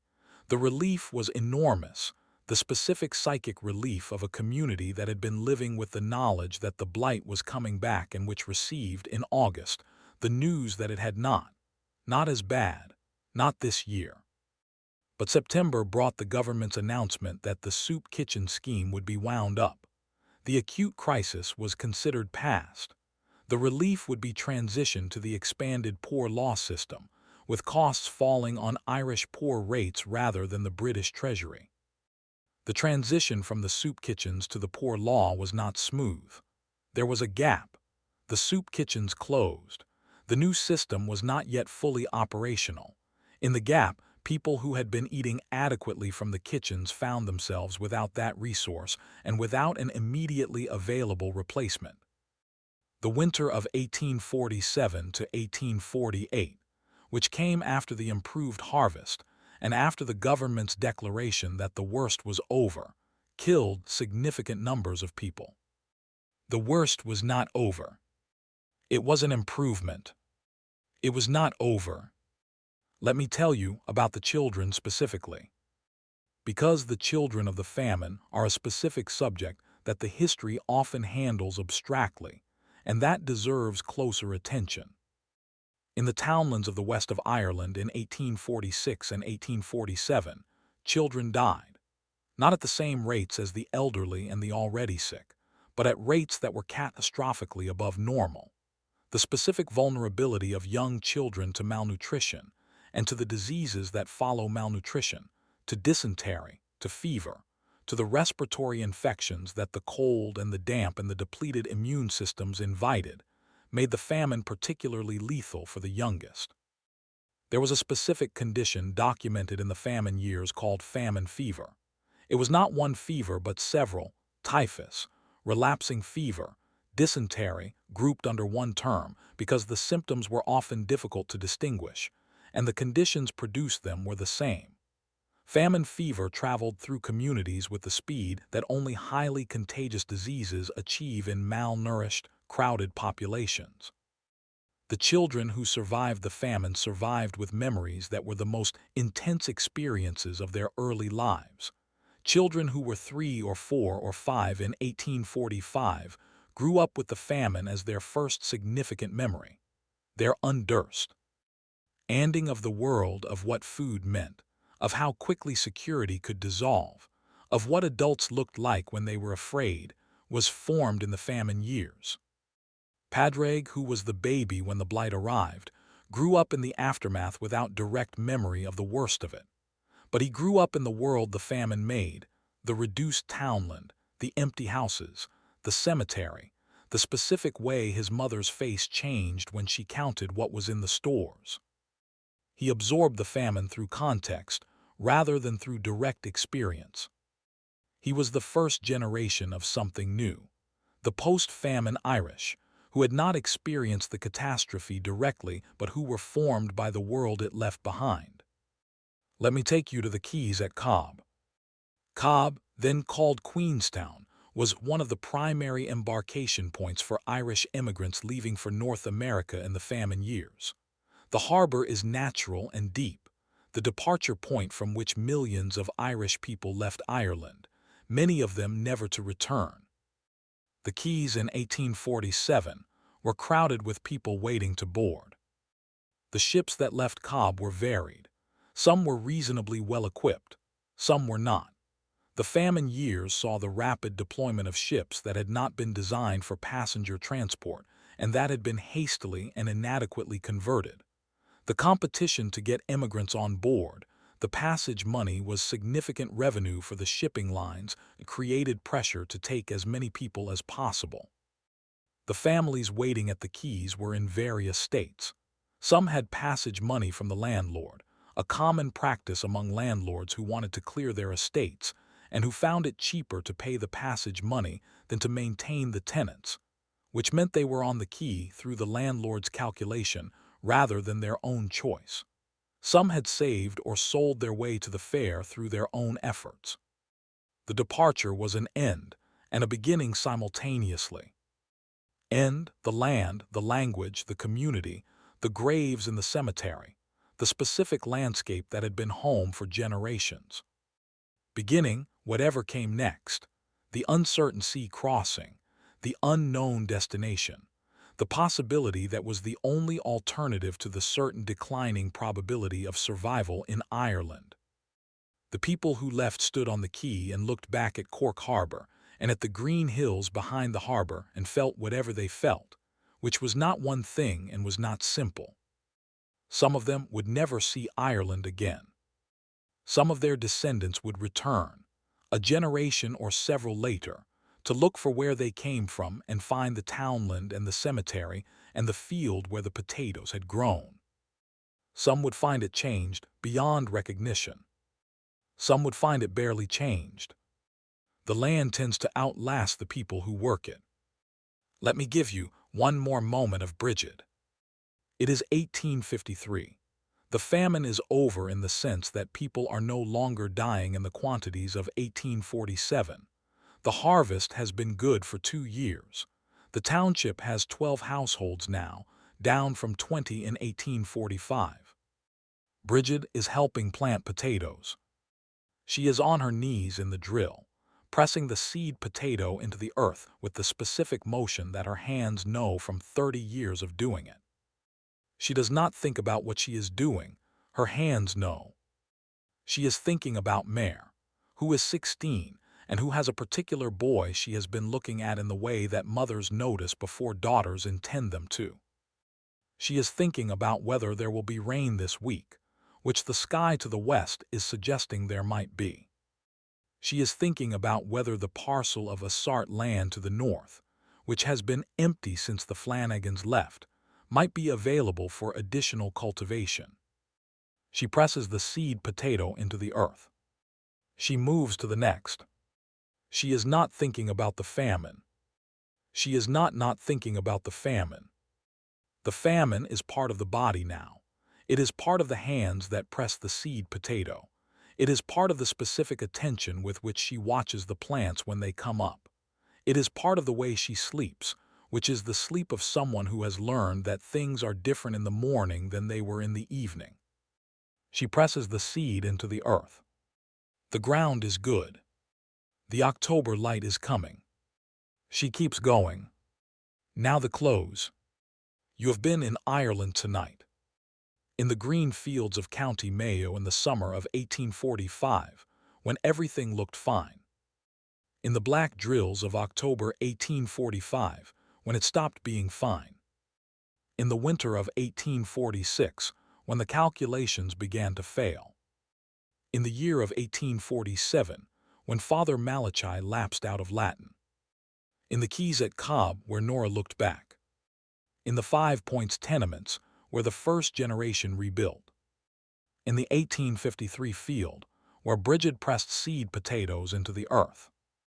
This is a story without a clean ending, because stories like this don't have clean endings. They have, and then Brigid survived, and then Mare emigrated, and then her children spoke English, and then their grandchildren were American, and then some of them came back to find the townland, and then the Irish language continued to decline, and then independence in 1922, and then the memory was carried and transformed and is being carried and transformed still. And then, the famine is still in the and then. It has not finished becoming what it is going to become. Neither have you. Sleep. The fields of Mayo are green. The names are in the ground. The story continues. Good night. Let me give you the cultural world of pre-famine Ireland, because understanding what was lost requires understanding what was there. The west of Ireland in 1845, the Irish-speaking counties of Connaught, the Clare coastline, the Kerry Peninsula, was not simply a poor agricultural region waiting to be modernized. It was a specific living culture with its own literature, its own music, its own oral tradition, its own way of understanding the world. The oral tradition. Before the famine, the west of Ireland maintained one of the most extensive oral literary traditions in Europe. The Seanachie, the storyteller, occupied a specific role in community life, the keeper of the stories, the genealogies, the songs, the traditions. These were not primitive or simple materials. The Irish oral tradition included long narrative poems, historical genealogies reaching back centuries, mythological cycles, lyric songs of considerable sophistication, and a repertoire of daily life, proverbs, riddles, work songs, lullabies, that reflected the accumulated wisdom of generations. This tradition was transmitted through Irish. Its survival depended on the survival of the language and of the community that used it. The famine devastated both. The communities that maintained the oral tradition were the communities of the West that died or emigrated in the greatest numbers. The Seanachie died or emigrated. The children who would have learned the stories were not there to learn them. The chain of transmission was broken in hundreds of communities simultaneously. Some of what was lost was later recovered. The collectors of the Irish Folklore Commission in the 20th century gathered enormous quantities of material from the surviving bearers of the tradition, and some of the pre-famine oral literature was preserved this way. But the collection happened decades after the famine, from survivors who were old, and it was necessarily incomplete. The specific texture of what daily life in an Irish-speaking townland sounded like, the specific songs that Brigid sang to her children, the stories told at the fireside, the proverbs that organized the agricultural wisdom of generations, most of this is gone. What we have is the outline. The absence at the center is the famine. Let me tell you about the music. Because the famine's relationship with Irish music is one of the stranger and more interesting aspects of the cultural history. Irish traditional music did not die with the famine. In some ways, it survived better than the language. The tunes traveled with the immigrants to America and England and Australia, and in those places they were maintained and eventually flourished into what we now recognize as the Irish and Irish-American traditional music canon. But the music that survived the emigration was not identical to the music that existed before the famine. The specific regional styles of different Irish counties, the way that fiddle playing in County Mayo differed from fiddle playing in County Clare, the specific local ornamentations and tempos and repertoires that made each community's music a local expression rather than a generic one. Some of this survived intact. Some was homogenized in the immigrant communities where Mayo and Clare and Galway were all just Irish, and some was simply lost. And the songs that the famine produced, the songs about the blight, about immigration, about the dead and the departed, these were added to the tradition. They traveled with the immigrants. They are still sung. Some of the most famous traditional Irish songs are famine songs, or immigration songs that are inseparable from the famine context. The fields of Athenry, Slievenamin, the shores of America, songs about leaving, about the graves left behind, about the specific grief of the permanent departure. The music carried the famine.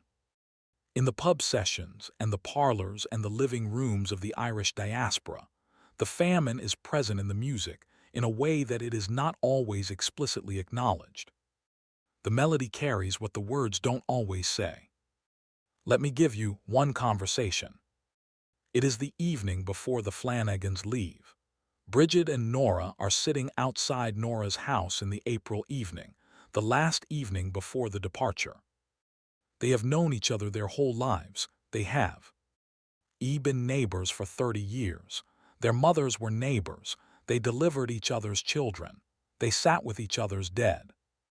They are not saying important things. They are talking about the weather, whether the crossing will be calm at this time of year, and about practical things, whether Nora has enough food for the first days of the journey to Cobb. They are talking around the important thing, because the important thing is too large for the specific language of a conversation between two women who have known each other their whole lives and are talking for possibly the last time. Nora says, "Write when you can." Brigid says, "I will." Neither of them knows if this is true. The letters that they will later exchange, Nora's from Boston, Brigid's from the townland, will be written by whoever in each household has the literacy to write them, or by the priest on their behalf, and they will be brief and factual, and they will contain in their brevity the specific weight of people managing across a distance too large for the language to bridge. They sit in the April evening. The next morning, Nora's family is gone. This conversation is not preserved anywhere. It happened. Let me give you the specific texture of the soup. Because soup is a word that suggests something more substantial than what was often served. The government soup was described in contemporary accounts with a consistency that suggests it was indeed remarkably thin. Oatmeal and water, sometimes with turnips or other available vegetables, boiled to a consistency that the charitable descriptions call gruel, and the less charitable descriptions call water with something in it. Some soup kitchens did better than others. The Quaker operations were better supplied and better managed and often provided more substantial food. Some private landlord-organized kitchens were also reasonable. The government standardized kitchens were operating on the principle of cost efficiency, which in the context of feeding 3 million people meant as cheap as possible while technically providing something. The specific insufficiency of the government soup was documented by relief workers who calculated the caloric content of the standard ration and found that it was adequate if someone was receiving the full ration daily, but not adequate if the distribution was irregular, or if the individual's body was already severely depleted from months of malnutrition. People who were already at the edge did not recover on the soup. People who were less depleted survived on it. The difference between these two groups was partly the individual, partly how long they had been going without adequate food, and partly luck. The soup kitchen saved lives. The soup kitchens were not enough. Both things are true. Let me give you the silence after. The silence of the empty houses. The west of Ireland after the famine had a specific landscape quality that travelers in the 1850s and 1860s documented. The ruined cottages, the walls of tumbled houses standing in fields, the outlines of kitchen gardens overgrown, the traces of people who had been there and were gone.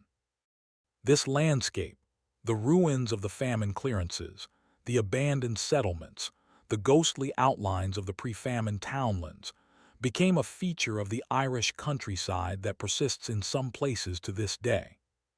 You can drive through parts of County Mayo and see stone walls standing in the middle of fields with no road access, the walls of houses that were tumbled or abandoned in the famine years and never rebuilt.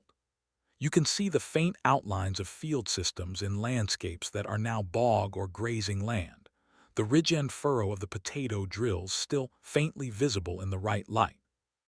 The landscape carries the famine the way old Joan's lungs carried the difficult winter, as a change, permanent, present in every breath.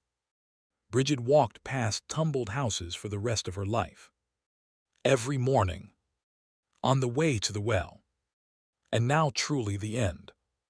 You have been in the Irish famine tonight. You have been with the people who lived it, not as abstractions, but as specific human beings with specific households and specific griefs and specific decisions to make. The million who died are not a number tonight. They are Canal, who was 7 on a Tuesday morning. They are the green-stained mouths in the fields. They are the names in the workhouse registers. They are the bodies by the road that people walked past, because stopping was a cost they couldn't afford. The million who died were all like this. All specific. All real. And the people who survived were also specific and real. Brigid counting her stores, Seamus walking 12 miles, Father Malachi lapsing out of Latin, the Quakers writing it down, Nora looking back from the cart, Mare growing up into the world the famine made. These people were here. What happened to them was real. What was done and not done was real. The story is still being told. You are part of the telling now. Carry it gently. Sleep. The fields of Mayo are green. The October light is on the water. Good night. One more thing, a small thing. Let me give you the potato itself. Not the failed potato, the good one.